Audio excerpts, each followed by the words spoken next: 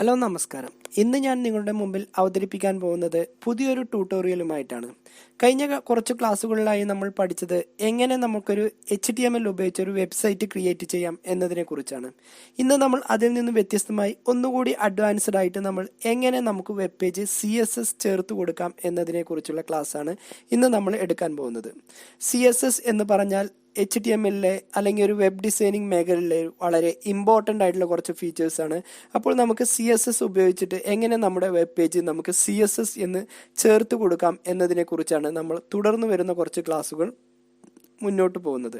അപ്പോൾ CSSന്റെ full form എന്ന് പറഞ്ഞാൽ കാസ്കാഡിംഗ് സ്റ്റൈൽ ഷീറ്റ്. ഇനി എന്താണ് നമുക്ക് CSS എന്ന് നോക്കാം. CSSന്റെ ഫുൾ ഫോം നമ്മൾ പറഞ്ഞു, കാസ്കാഡിംഗ് സ്റ്റൈൽ ഷീറ്റ്. CSSന് നമ്മൾ ഫുൾ ഫോം അറിയപ്പെടുന്നത് കാസ്കാഡിംഗ് സ്റ്റൈൽ ഷീറ്റ് ആണ്.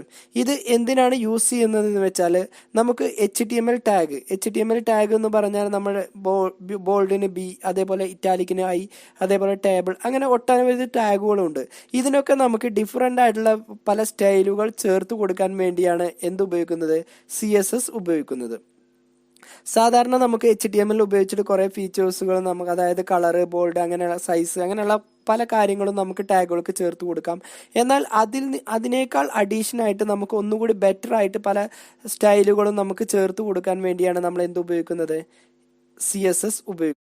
നമ്മൾ ഒരു വെബ് പേജിൽ CSS ചേർത്ത് കൊടുക്കുകയാണെങ്കിൽ നമ്മളിപ്പോൾ സാധാരണ കാണുന്ന HTML സൈറ്റിൻ്റെ നമ്മൾ ഒരു വെബ്സൈറ്റിൽ CSS ചേർത്ത് കൊടുക്കുകയാണെങ്കിൽ നമ്മുടെ വെബ്സൈറ്റ് എൻറ്റയർലി അതിലെ എല്ലാ കാര്യങ്ങളും ആ CSSനനുസരിച്ച് നമുക്ക് മാറ്റി വരും.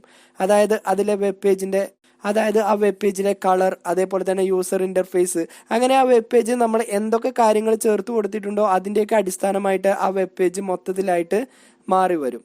ഒരു വെബ് പേജ് എന്ന് പറഞ്ഞാൽ CSS കൂടാതെ തന്നെ അതിൽ ഇമ്പോർട്ടൻ്റ് ആയിട്ട് വരുന്ന മറ്റൊരു സ്ക്രിപ്റ്റിംഗ് ലാംഗ്വേജാണ് ജാവാ സ്ക്രിപ്റ്റ്. അതുപോലെ തന്നെ മറ്റു പല ലാംഗ്വേജുകളും കൂടി ചേർന്നാണ് ഇന്ന് കാണുന്ന പല വെബ്സൈറ്റുകളും ക്രിയേറ്റ് ചെയ്ത് എടുത്തിട്ടുള്ളത്. അപ്പോൾ ഒരു വെബ്സൈറ്റ് ക്രിയേറ്റ് ചെയ്യുമ്പോൾ നമുക്ക് CSS, HTML, ജാവാ സ്ക്രിപ്റ്റ് ഇങ്ങനെയുള്ള കാര്യങ്ങളൊക്കെ അറിയുകയാണെങ്കിലാണ് നമുക്ക് ഒന്നുകൂടി ബെറ്റർ ആയിട്ടുള്ള പുതിയ വെബ്സൈറ്റുകൾ ക്രിയേറ്റ് ചെയ്ത് എടുക്കാൻ കഴിയുക. എന്തുകൊണ്ട് നമ്മൾ CSS ചേർത്ത് കൊടുക്കുന്നു എന്നാണ് ഇനി പറയാൻ പോകുന്നത്. നമ്മളൊരു വെബ് പേജ് CSS ചേർത്ത് കൊടുക്കുകയാണെങ്കിൽ നമ്മൾ ഇതുവരെ ഒരു HTML ക്രിയേറ്റ് ചെയ്ത് നിർമ്മിക്കുന്ന വെബ്സൈറ്റിനേക്കാൾ അപേക്ഷിച്ച് ഒന്നുകൂടി അതിൻ്റെ എല്ലാ സ്റ്റൈലും, അതേപോലെ തന്നെ ഫോണ്ടും കളറും, അങ്ങനെയുള്ള എല്ലാ മൊത്തത്തിൽ ആ വെബ്സൈറ്റിൻ്റെ മുഴുവനായിട്ടും നമുക്ക് എന്ത് വെച്ചിട്ട് CSS ഉപയോഗിച്ചിട്ട് മാറ്റാം. അപ്പോൾ നമ്മളൊരു വെബ് പേജ് ചേർത്ത് കൊടുക്കുകയാണെങ്കിൽ ആ CSS ഉപയോഗിച്ചിട്ട് നമ്മുടെ വെബ്സൈറ്റിനെ കംപ്ലീറ്റ്ലി മുഴുവൻ അതിൻ്റെ ഉള്ളിലുള്ള എല്ലാ കാര്യങ്ങളും നമുക്ക് ഈ CSS ഉപയോഗിച്ചിട്ട് മാറ്റി എടുക്കാം. CSS എന്ന് പറഞ്ഞാൽ നമുക്ക് കുറച്ച് കോഡുകൾ കൊണ്ട് തന്നെ നമുക്ക് ഒട്ടനവധി വലിയ സ്റ്റൈലുകൾ നമ്മുടെ വെബ് പേജിലേക്ക് ചേർത്ത് കൊടുക്കാം. ഓക്കെ, എങ്ങനെ നമുക്ക് CSS ഉപയോഗിക്കുന്നു എന്ന് നോക്കാം, അല്ലെങ്കിൽ എന്തിനാണ് നമ്മൾ CSS ഉപയോഗിക്കുന്നത് നോക്കാം. സോൾവ് എ ബിഗ് പ്രോബ്ലം, അതായത് നമ്മുടെ വെബ്സൈറ്റിലെ നമ്മൾ CSS ഉപയോഗിക്കുകയാണെങ്കിൽ നമ്മുടെ ഡിസൈനുമായിട്ട് ബന്ധപ്പെട്ട ഒട്ടനവധി എല്ലാ പ്രോബ്ലങ്ങളും നമുക്ക് എന്ത് വെച്ചിട്ട് CSS ഉപയോഗിച്ചിട്ട് അത് മാറ്റിയെടുക്കാം. അതേപോലെ തന്നെ നമുക്ക് ഒട്ടനവധി ടൈമും ഇത് വെച്ച് CSS കൊടുത്തിട്ട് സ്റ്റൈൽ കൊടുക്കുകയാണെങ്കിൽ ഒട്ടനവധി ടൈമിംഗ് നമുക്ക് സേവ് ചെയ്തെടുക്കാൻ കഴിയും. അതേപോലെ തന്നെ നമുക്ക് സാധാരണ HTML ടാഗിലെ ആട്രിബ്യൂട്ട്സ് സ്റ്റൈലുകളെ അപേക്ഷിച്ച് ഒന്നുകൂടി ബെറ്റർ ആയിട്ട് കൂടുതൽ ആട്രിബ്യൂട്ട് സ്റ്റൈലുകൾ നമുക്ക് എന്തുപയോഗിച്ചിട്ട് ചെയ്യാം, CSS ഉപയോഗിച്ച് ചെയ്യാം. ഓക്കെ, എങ്ങനെയാണ് നമുക്കൊരു CSS നമ്മുടെ വെബ് പേജ് ചേർത്ത് കൊടുക്കുമ്പോൾ ശ്രദ്ധിക്കേണ്ട കുറച്ച് കാര്യങ്ങളാണ് നമ്മളിവിടെ പറയുന്നത്. ഒരു CSS കോഡ് ചേർത്ത് കൊടുക്കുമ്പോൾ അതിൽ എങ്ങനെ നമുക്കൊരു കോഡ് ചേർത്ത് കൊടുക്കണം, അതേപോലെ എങ്ങനെ അത് നമ്മുടെ വെബ് പേജ് ചേർത്ത് കൊടുക്കുന്നു എന്നതിനെ കുറിച്ചാണ് ഇനി പറയാൻ പോകുന്നത്. CSSന്റെ സിൻടാക്സ് എങ്ങനെയാണോ വരുന്നത് അതാണ് ഇനി പറയാൻ പോകുന്നത്. ഒരു വെബ് പേജ് നമ്മൾ CSS ചേർത്ത് കൊടുക്കുമ്പോൾ അതിന് ഇപ്പോൾ എക്സാമ്പിൾ ഇവിടെ ഞാൻ കാണിച്ചു തരുന്ന ഈ എക്സാമ്പിൾ H1 എന്ന ടാഗിന് നമുക്ക് എങ്ങനെ കളറ്, അതേപോലെ തന്നെ ഫോണ്ട് സൈസ് എന്ന് ചേർത്ത് കൊടുക്കുന്നത് എന്നതിനെ കുറിച്ചാണ് പറയാൻ പോകുന്നത്. ഓക്കെ, ആദ്യം തന്നെ നമ്മളിവിടെ ഒരു H1 എന്ന ടാഗ് ചേർത്ത് കൊടുത്തു. അതിനുശേഷം നമ്മൾ ഡിക്ലറേഷൻ ബ്ലോക്ക്, അതായത് ഈ ഭാഗത്താണ് നമ്മൾ ഈ H1 എന്ന ടാഗിന് ആവശ്യമായിട്ടുള്ള സ്റ്റൈല് ചേർത്ത് കൊടുക്കുന്നത്. ഇതിൽ നമ്മൾ ചേർത്ത് കൊടുക്കുന്ന കളർ യെല്ലോ, അതേപോലെ തന്നെ ഫോണ്ട് സൈസ് 100 പിക്സൽ എന്നാണ് ചേർത്ത് കൊടുത്തിട്ടുള്ളത്. അപ്പോൾ ഇതിൽ ഈ H1 എന്നതിനെ നമ്മൾ സെലക്ടർ എന്നും, കളർ എന്ന്, അതേപോലെ തന്നെ ഫോണ്ട് സൈസ് എന്നതിനെ നമ്മൾ പ്രോപ്പർട്ടി എന്നും, ഹെല്ലോ അതേപോലെ തന്നെ 100 പിക്സൽ എന്ന് പറയുന്നതിന് നമ്മൾ എന്ത് പറയും, വാല്യൂ എന്നുമാണ് പറയുന്നത്. ഓക്കെ, H1 എന്നത് നമുക്ക് സെലക്ടറും, പ്രോപ്പർട്ടി കളർ എന്ന് പറയുന്നത് പ്രോപ്പർട്ടിയും അതേപോലെ ഹെല്ലോ അതേപോലെ തന്നെ അണ്ടർ പിക്സൽ ഇതിനെ നമുക്ക് ഫോണ്ട് സൈസ് എന്നാണ് പറയുന്നത്.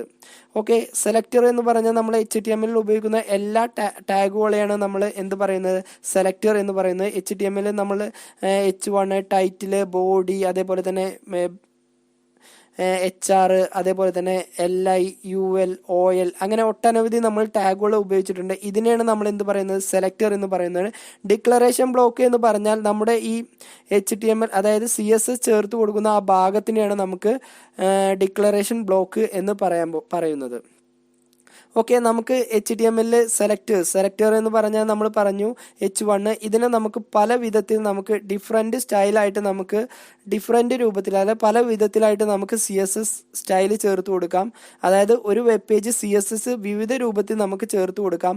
ഒന്നാമത്തെ മെത്തേഡാണ് എലമെന്റ് സെലക്ടർ, രണ്ടാമത്തെ മെത്തേഡാണ് ID സെലക്ടർ, മൂന്നാമത്തെ മെത്തേഡാണ് ക്ലാസ് സെലക്ടർ, നാലാമത്തെ മെത്തേഡാണ് യൂണിവേഴ്സൽ സെലക്ടർ, അഞ്ചാമത്തെ മെത്തേഡാണ് ഗ്രൂപ്പ് സെലക്ടർ.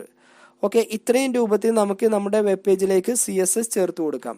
അപ്പോൾ ഇന്ന് നമ്മൾ പറഞ്ഞത് എന്താണ് CSS എന്നും എന്തുകൊണ്ട് നമ്മൾ CSS ഒരു വെബ് പേജിൽ ഉപയോഗിക്കുന്നു എന്നും അതേപോലെ തന്നെ എന്താണ് CSS ഉപയോഗിക്കുന്നതുകൊണ്ടുള്ള നമുക്കുള്ള ബെനിഫിറ്റ് എന്താണെന്നും അതേപോലെ തന്നെ എങ്ങനെ നമുക്ക് CSS ഉപയോഗിക്കുമ്പോൾ നമുക്ക് എന്തൊക്കെ മാറ്റങ്ങൾ നമ്മുടെ വെബ് പേജിൽ കൊണ്ടുവരാം എന്നും എങ്ങനെയാണ് നമ്മളൊരു CSSന്റെ സിൻടാക്സ് വരുന്നത്, അതായത് CSS എങ്ങനെ നമുക്ക് വെബ് പേജ് ചേർത്ത് കൊടുക്കുമ്പോൾ അതിന് എന്തൊക്കെ കാര്യങ്ങളാണ് ശ്രദ്ധിക്കേണ്ടത് എന്നും അതേപോലെ തന്നെ ഏതൊക്കെ രൂപത്തിൽ നമുക്ക് വെബ് പേജ് CSS ചേർത്ത് കൊടുക്കാം എന്നതിനെ കുറിച്ചാണ് ഇന്ന് പറഞ്ഞത്.